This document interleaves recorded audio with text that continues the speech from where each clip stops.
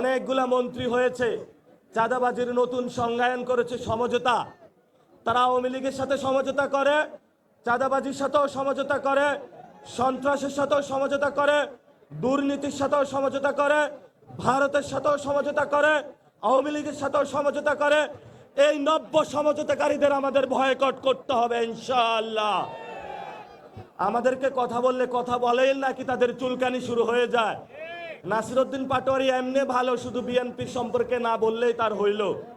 আরে ভাই, আমি বিএনপি নিয়ে বলতে চাই না, আমি চাঁদাবাজদের নিয়ে বলতে চাই, সন্ত্রাস নিয়ে বলতে চাই, দুর্নীতি নিয়ে বলতে চাই। যদি তোমার দলে এগুলা থাকে দ্রুত তাদেরকে বের করান, না হলে আজকে যেমন মানুষ বলছে আব্বাস চাঁদাবাজ, কালকে বলবে বিএনপি চাঁদাবাজ। সময় কিন্তু এখন বেশি নাই। অনেকের গা একটু শিউরে উঠে যে আব্বাস চাঁদাবাজ বললে যে একজন ব্যক্তিকে এত অ্যাটাক করা হয়। এটা কোনো ব্যক্তি আব্বাস না, এটা পুরো বাংলাদেশের তাদের চিত্র ফুটে ওঠে একটা ব্যক্তির মধ্যে দিয়ে। এই জন্য দ্রুত এগুলা বন্ধ করেন। যদি বন্ধ করতে না পারেন তাহলে সবারই কিন্তু চাদর ধরে আমরা টান দিব। যেখানে লেখা আছে চাঁদাবাজ, সন্ত্রাস, দুর্নীতি, সেখানে আমাদের শক্ত লড়াই হবে।